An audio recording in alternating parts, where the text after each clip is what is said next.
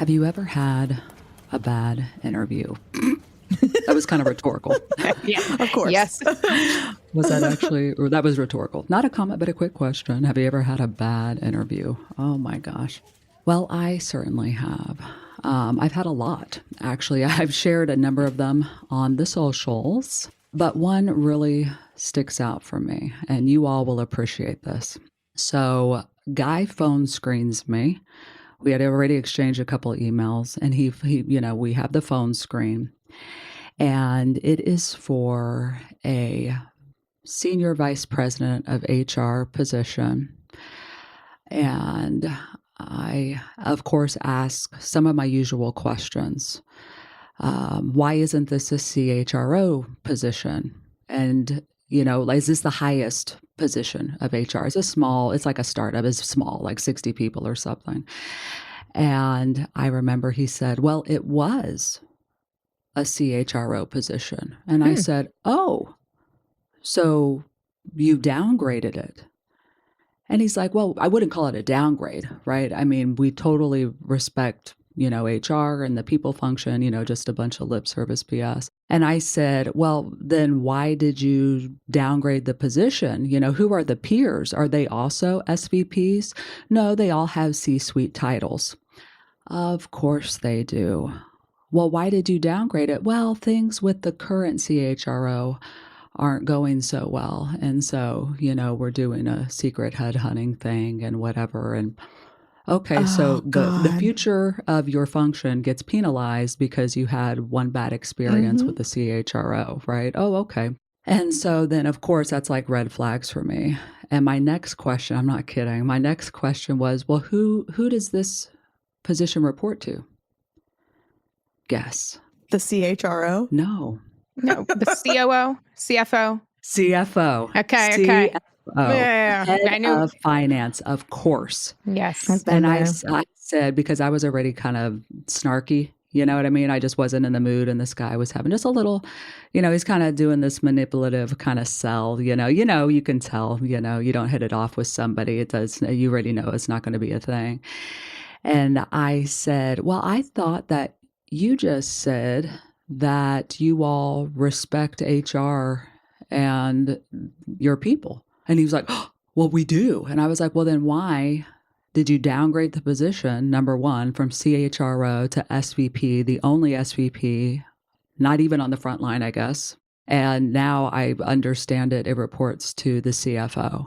And he's like, no, we do. How dare you? He started yelling at me. I've never had a recruiter literally yell at me. He was like, how dare you say we don't respect people in this? And I was like, well, all behaviors indicate the exact opposite. They do. Why would you have this position, the head of people basically, reporting in to somebody who doesn't know shit about people? Right? I mean, come on, it's a CFO. They have their expertise. We have ours. I mean, I have multiple grad degrees. What the fuck? This is all I've ever done, right? I mean, it's like I'm an actual person, a professional. What are you doing? He was livid. I hung up on him. Good for you. I hope he listens to the podcast Me and too. I hope he makes a connection because it was just a phone call. He didn't see me. That was embarrassing for him. The secondhand embarrassment was crazy. And I wasn't even, I promise, because sometimes I can be rudely direct or just snarky on purpose. It's true. Okay. But I wasn't even doing that. I was probing for understanding because this is a phone screen and I need to know this information to determine whether I want to entertain this position whatsoever. Livid. To where he was offended. I was like, dude, you're a contract recruiter. Yeah, pipe down, Chachi. Yeah, chill. You know what I mean? Get a grip right there. Get a grip. But what I would say is if you are struggling in your organization, look at the alignment structure, right? Look at the hierarchies. Look at the titles. Look at, all these signals and signs for how the organization respects or doesn't respect people because it's indicative in the HR team. Who are they hiring in the HR team? Are they certified? Do they have degrees? Do they have backgrounds? Do they have experience? What are their titles?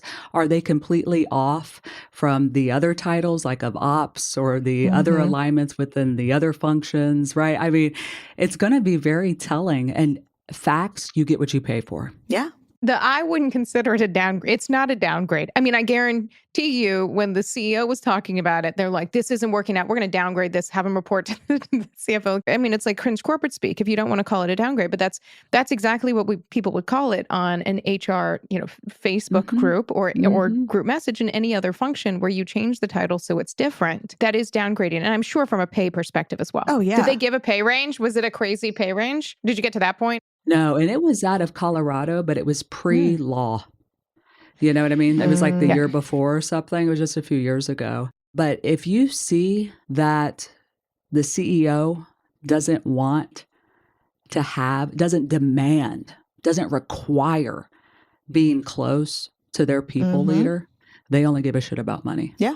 They're completely financially focused. And hey, it's a startup. I get that. You know what I mean? They don't even know if they're going to survive. They probably didn't, if I had to guess, So that's what they're focused on. They can't bother with the people aspect, but it's people that make the magic in the business. And so you want a CEO that's like, they almost have their CHRO or head of HR, whatever they want to call it, as long as it aligns with their peers, like right there with them, lock arm. Because we always joke, right, in HR, you got HR on this shoulder and you got finance on the other shoulder, and there should be a good balance, right? You want both opinions, and you need to weigh that, this way. If you're a good business leader, so huge red flags. Oh my gosh! And I know it's not a unique experience. Well, and I wonder, if that CHRO is a listener of us. I would love to hear her or his side of the story, because I bet they just clashed with the CEO or maybe the CFO. They probably would agree it didn't work out, but have some other reasons for that. Been there, done that, got the t-shirt. Yep. Also highly recommend asking how many CHROs has this CEO gone through in the last 5 years? Oh, about 15. Oh, okay. Yeah, well, I see this is not a fit for me. Because it takes a lot of bravery to be the head of HR, to be in HR in general, right? And so when you see, if you're not in HR, if you see things don't go the way you wished they were going, 95% of the time, I swear, you got an HR team fighting their asses off behind the scenes, but losing every damn day. I swear, I promise on everything, because I've been that person. I've been fired because of that, because I've been just too pro-employee, because that's like being pro myself. Hello, duh. Well, yeah. I want bonuses too. I want more time off and better benefits too. Come on, people, think about it. HR obviously, gets a very bad rap, but we are people advocates. And not only are we advocating for the employees, but we're also advocating for ourselves, because we too are employees. People forget that. Entrando em contato com atendimento ao cliente. Para muitas pessoas é um jeito fácil de arruinar um bom dia. Mas na Zendesk, nós deixamos a experiência do cliente melhor. Melhor para sua avó, melhor para o seu vendedor preferido de flores, melhor para o cara do apartamento 3A, melhor para você, melhor para todos. Porque enquanto alguns dizem que o cliente sempre tem razão, nós dizemos que o cliente é sempre humano. E como seres humanos, queremos fazer algo melhor para todos nós. Zendesk, experiência do cliente com IA desenvolvida para humanos. Você que está ouvindo esse podcast vive no trânsito entre uma reunião e outra, só um carro poderá te dar a segurança que precisa. O Volkswagen Taos. O SUVW com nota máxima em segurança e com sensor de ponto cego, assistente de faixa e muitos outros poderes. Taos, um carro com superpoderes.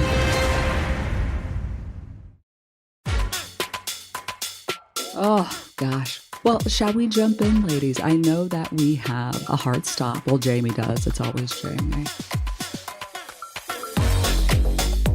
We have a full agenda today.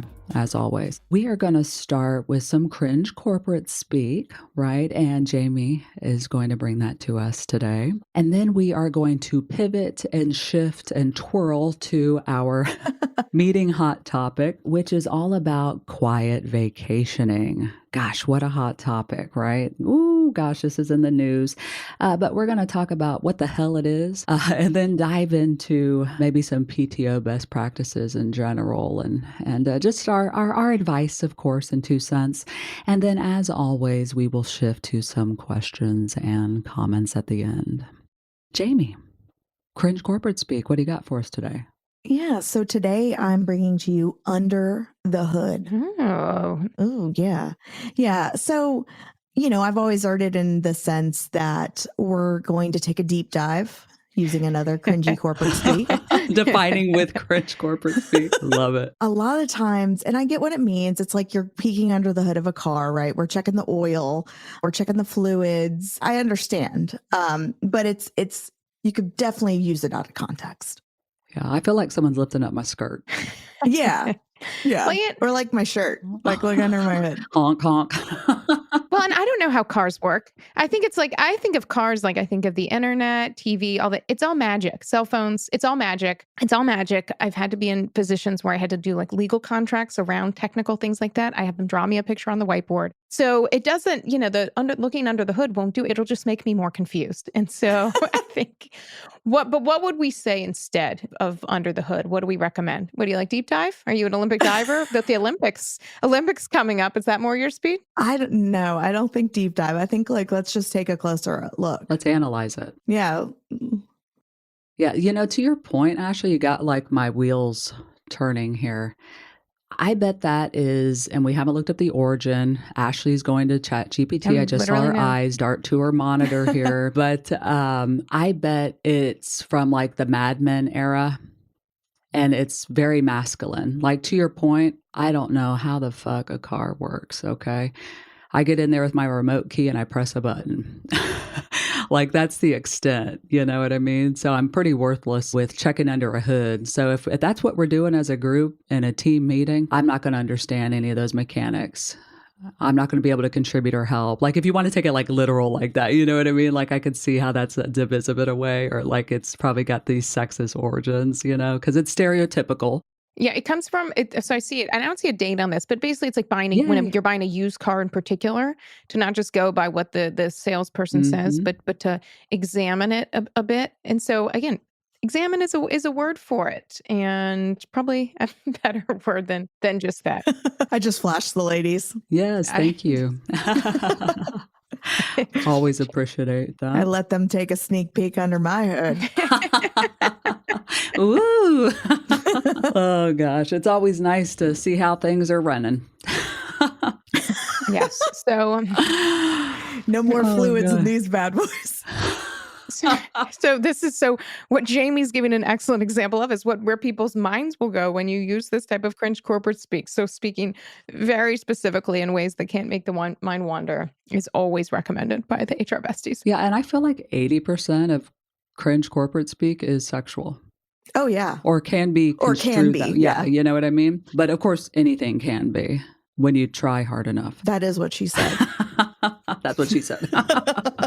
Oh my gosh. Woo. My all right. Well, that is cringy. Shall we shift to the hot topic? I think we should. The lawyer's like, yes, please. Let's. I think we're legally required. Let's look under the hood of this hot topic there. All about quiet vacationing. Somebody tell me, what the hell is it? What's quiet vacationing?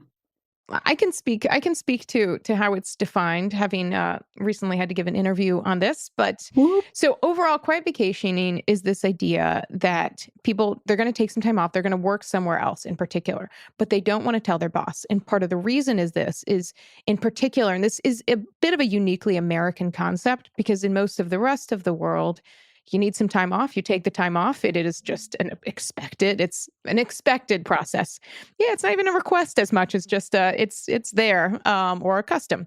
But in the US in particular, people tend to have pretty low balances. People don't have that much. And so you have these choices, especially if you have things like if your PTO is going to cover sickness. So instead of taking actual time off, people are like, I'm just going to work remotely, but not tell my boss about it, because also that conversation, depending on your boss, can be, well, they're going to say no, it's going to become this whole thing. They're going to have to ask for permission. And so people just do it and try to hide it as much as possible. So blurring their background, not sharing, not putting anything on social. And so this idea that you are working the bare minimum to not get fired or caught, but then trying to maximize your free time. Have you all quiet vacationed? I'm definitely guilty of it. I mean, I think with the rise of remote work since the pandemic, things are just different, right? So if I'm working somewhere and I have 7 PTO days, which that has happened to me before, and I'm going to go on a weekend trip and I don't want to take that Friday off, but I know that I can use my hotspot in the car while we're driving up there and I can still be present. I just might not physically be at my desk. Yeah, I'm going to do that. And I have before. Yeah, same. Example I gave is it was kind of same thing. It was like a half day before a holiday and we were expected to be in the office, but it was like Thanksgiving. And so the traffic was going to be crazy. And when I knew then my boss wasn't going to be there, I'm like, okay, I'm going to have my computer up, have my hotspot going. And so I'm sitting there like stressed, trying to cover things. And so like when the clock struck 1, which was our, half day entry, it was like a weight was lifted off my chest. Like I was so relieved and to have that done. And I don't think I ever told my boss I did that, but I guarantee you, I worked harder on that day than I ever would in the office, like strolling to go get my second cup of coffee and, taking a little break. I mean, I was like dialed in there for 5 or so hours. And that's where, especially pre-pandemic, I have always seen employees do quiet vacationing. Of course, it was not called that, right? That's like a hot new term. Yeah, that's a new thing. But it was definitely during the holidays, right? Like in the US, obviously that Thanksgiving week, we are all off federal holiday, majority, okay? The Thursday and the Friday, right? And so I have always seen a lot of employees do the remote thing, the Monday, Tuesday, Wednesday, right? And same thing during any winter break, right? If whatever people are celebrating in December, their year in, you see a lot of people kind of do that same thing. They have to go visit in-laws. So they're going to take the computer and they're going to work in the basement for 3 days, or whatever. And that, at least in my experience, which is, like Fortune 100s, that has always been okay. I've never seen a policy against that, right?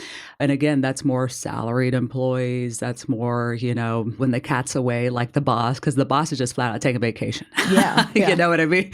So they're not around to see that. And there's always been that. Like in the background, at least the last couple decades for me, in my experience.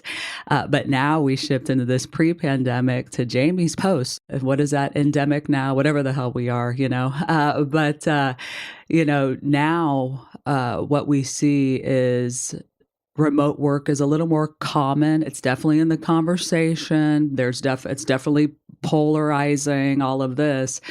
And now it's like, well, how is that different? If I'm working at a beach and I'm on and I'm getting my shit done. Exactly. How's that different than that Wednesday before Thanksgiving where it's the same experience to you as my coworker or my boss? I don't know, right?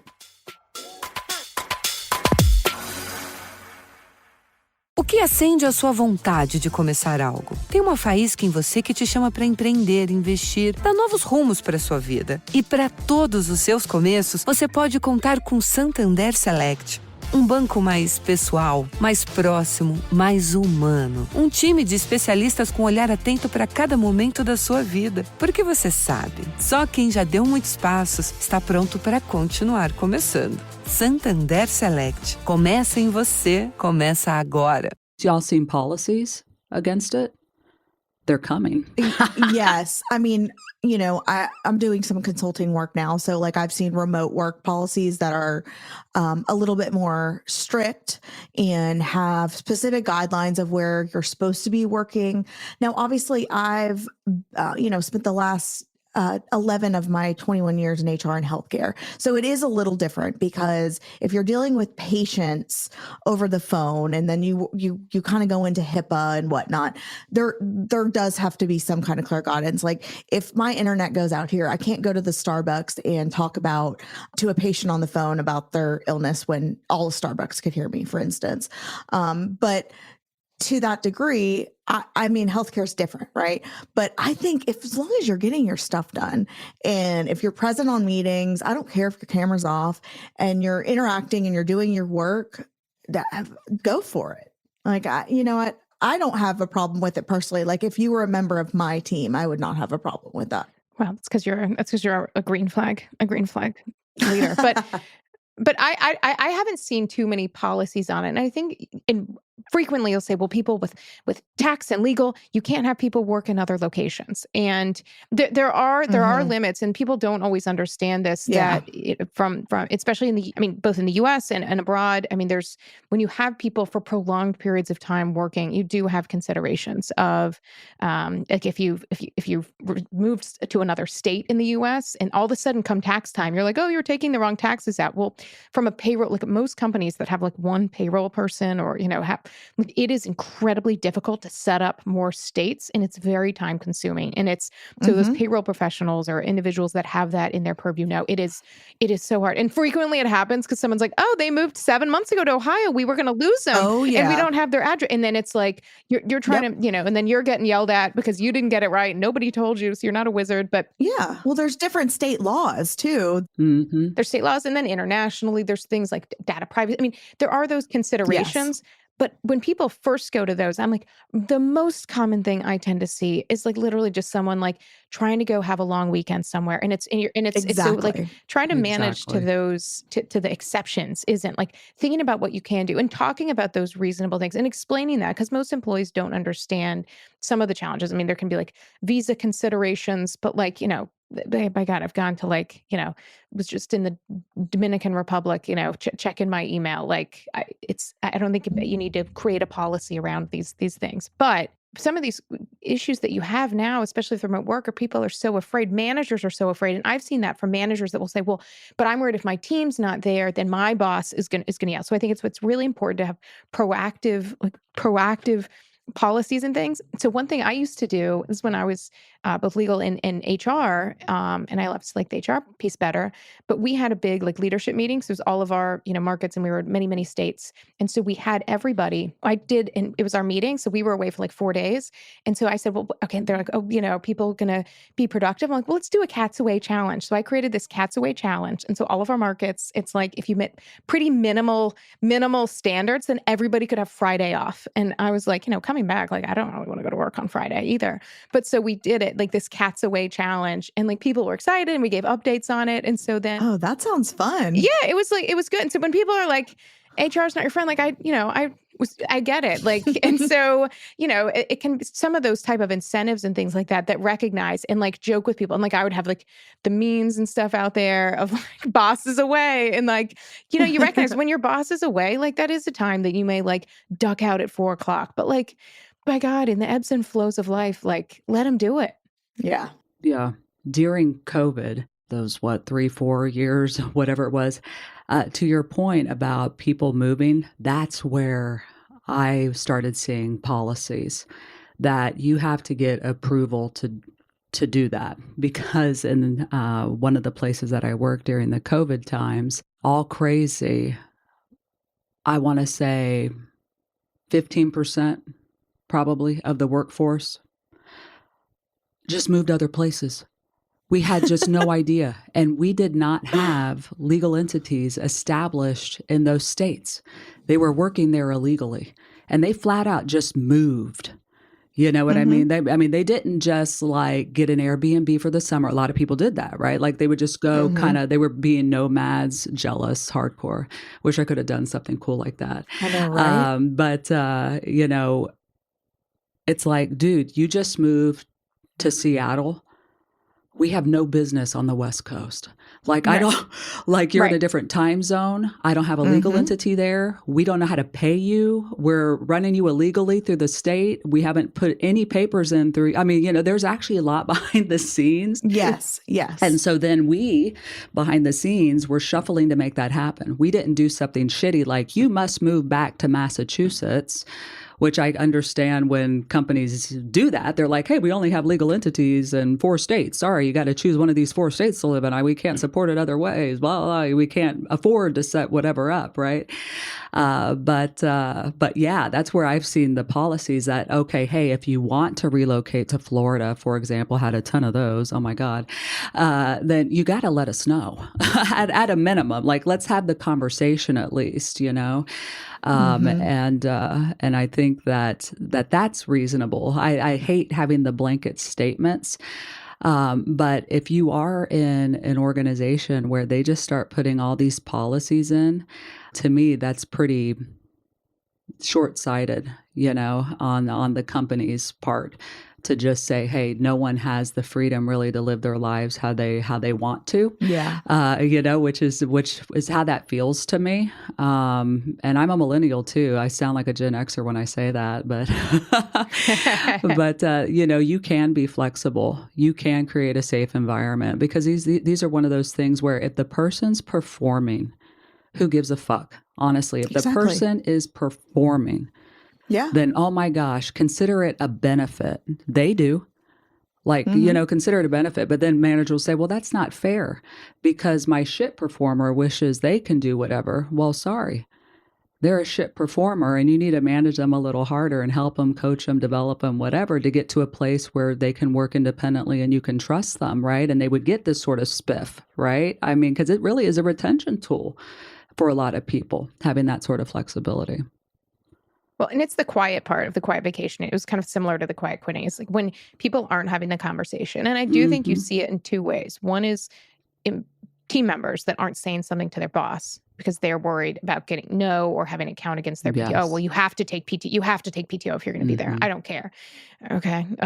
So it's like hiding it from your boss. Then it's also those managers, though, that a lot of managers out there want to give more and are kind of encouraging their teams to do things behind the scenes because they don't have the influence power to give that person more time off. And so they're like, do what you have to. And so I think in a lot of organizations, including large ones, you have a lot of these like micro cultures that depend on that manager. And so that's where I think leaders of organizations, including HR, which should report to the CEO, but really taking stock of like what's happening that people are afraid to tell us. And so what is impacting overall our retention, our engagement, that if we just were more flexible. Yeah, no, and then if we look under the hood here, there you go. But the problem, why is there even such thing as quiet vacationing, is maybe we're not giving people enough PTO and flexibility in their jobs. And if we're losing people and we're throwing money at people for retention bonuses, maybe it's as simple as providing them another 5 additional days of PTO, or even just being more flexible with our employees.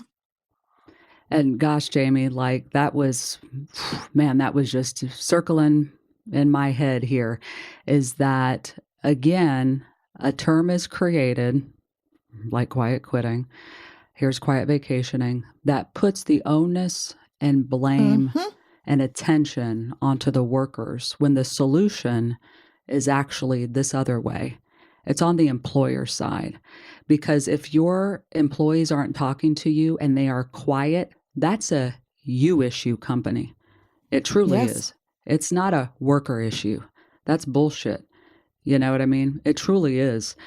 So why aren't your employees talking to you to where they feel they have to quietly vacation? What aren't you providing? What aren't you providing? You can't tell me you just have a ton of bad people doing a bunch of unethical shit. I'm doing air quotes, right? And just having all these vacations and blah, blah, blah. Trust me, it's a minority anyway, because most live in fear if you're in that sort of organization.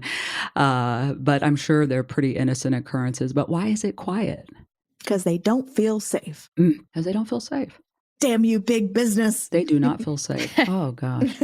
I know. Damn the man. Oh, gosh. Anything else to say on quiet vacationing, ladies? I want to make sure we fully explored and looked under the hood of that topic. Both of you today getting that. No, I've fixed the carburetor. Couldn't find it. The radiator thing. Yeah. Okay. Yep. I just thought of something for my question and comments. So I'm gonna. Okay. So, yeah. Well, speaking of, then let's shift. Any questions or comments? Ashley, why don't you go first? When I said that with like the car and the carburetor, like I couldn't find it, it reminded me of that game Operation. Yes. And I know previously we've talked about them since. Were you all good at that game? Yes. No. Because I felt like it was like a jump scare. You're good at that, Leigh? Yeah, I remember I got it for my 6th birthday, which was at Chuck E. Cheese, and killed the game. I was just killed it. I was good at it. Yeah, I'm not patient enough, I don't think. No, I was always getting You're just jabbing the guy. yeah, like, let me get this rib. The funny bone. The sound, exactly. Like the sound against it. I was about to say, I think it's an impossible game, but it's not. So, okay, so we're adding this to our stack of board games to play together. Oh, okay. yeah. So, we should play that. Yeah. Okay. Ooh, that was a good one. Thank Jamie, you. I was just going to say, just take your vacation. Don't be scared to take your PTO or, your vacation. You don't have to, if hopefully you have a boss, a millennial boss, probably that is flexible with you. And as long as you're open and honest with them, you can go quiet vacation on a Friday or in Jamaica if you need to. But that's just a reminder. Yeah. See, and just piggybacking on that, if you're a manager, who gives a fuck if your person's performing? Consider it a spiff and an added benefit, I swear. Because you want to retain those superstars, don't you? They make you look good. Remember that. So little things like this, people see as a huge benefit. Let them have it. Who gives a fuck? God, let them live. Oh, my God. Anyways, that was a quick comment real quick. But for me, not a comment, but a quick question for you ladies. Any tips for getting the most out of your PTO? Like, what are some of your best practices? I can go first because I see you are thinking. Go for it. For me, I like doing immersive experiences. And what I mean by that is I try and choose vacations, places, tours, whatever, where I can forget about work. You know what I mean? Like whether it's a place that doesn't have cell phone service or whether it's a place where I'm completely bombarded and just my senses are going wild to where I can forget about work, right? Like, so I love big cities. I love museums. I love theater, artsy fartsy, shit like that like keeps me occupied. I go to Disney. I would not call myself a Disney adult per se. You all may think differently. But the reason why I choose something like that is because it's so freakishly immersive. I forget about the world outside. Right. That's why I go like to those art installations and immersive like Meow Wolves and stuff like that, because then I just forget about the outside. So that's like my little tip is I do try to pick, experiences like that where I can really forget about work. I can't ever shut off my brain. even in the mornings, like that's amazing to me because like I'm thinking how I'm always thinking about something I need to do next. Like my brain. Well, that's why I do that. Yeah, I don't. Because I can't shut mine off too. I have ADHD and it's just compulsive. And so it's like I can't stop. So that's why let me shift it to something else that's like really distracting me, I guess. I don't know. It works for me. I know that you see different takes from people about whether to take vacation during like holiday times or not. That's what I was going to say. Okay. Well, one thing is like, I like to be off when other people are off because I do not like being on vacation and having people reaching out to me. I get very stressed by that. And I'm a business owner, so I don't shut off my email, but I really didn't look at it. But we, for the first time as a business, again, we're small team, but we shut down as an organization. And again, had proactively told clients that we're doing manager training for. And so one thing is, as a win for organizations, is to think about the times that you're slow and giving that time off, especially if you're like, okay, well, we're not going to give, some boost of that time off. And I've been successful in organizations as HR pushing for us to give dedicated time off. And one thing I push as well to that's a bit harder to convince is giving far advance notice of that so people can plan it. Mm-hmm. But when you do that, you can reflect reality. If you're going to be slow anyway, do it, give it to people on top of their time off. People tend to post about it. It can be helpful for employee attraction, retention, all of the things. But there is this real peace of mind when you shut off and everybody else is. So when you're coming back to work, you're not having that full inbox. And remembering the people, if you do have skeleton team of like IT, finance, things like that, like doing what you can for those people, giving them other time off, splicing it. But like for me, that is the secret hack of really giving your teams that dedicated time. Yeah. I mean, yeah, like look at like the automotive industry takes off. They have a 2-week shutdown. My father was with GM for 30 years. So, I mean, they have a 2-week shutdown. Now, obviously, like I said, I've been in healthcare. So that's something that could not happen. And I've also worked in a lot of industries that have, 24/7, like hotels, like hospitality. So that's not physically possible. But I do agree with the hack that holidays, I like to, one, you're using 1 day less PTO, right? If there's a holiday thrown in there. But two, it helps because a lot of other people take time off during like 4th of July, for instance, it just passed. And it kind of helps because you come back and maybe you don't have 400 emails. You only have, 150 emails or whatever. So that would be my personal hack that I would recommend if you can swing it. What I'd say is if you have any good best practices, you're listening to this podcast, share them with us, right? And we will share them, on the socials, right? Because it just helps all of us enjoy. And hopefully we can shift to a time where we can just freaking loud vacation. Screw the quiet. I'm screaming. Oh, yeah. We're out of office hats. Oh, bitch. Yeah, that's how I vacation. I'm pretty loud about it. I'm not doing nothing, bitches. I am good. Yeah, you're good. You're good. You're good about that. Well, I'm just like, I ain't doing this shit. But, quiet vacationing. Make it loud. Mic drop. Right. Retweet. Mic drop. Mic drop. Oh, thank you so much for joining us, besties. Don't forget to like, follow, and share.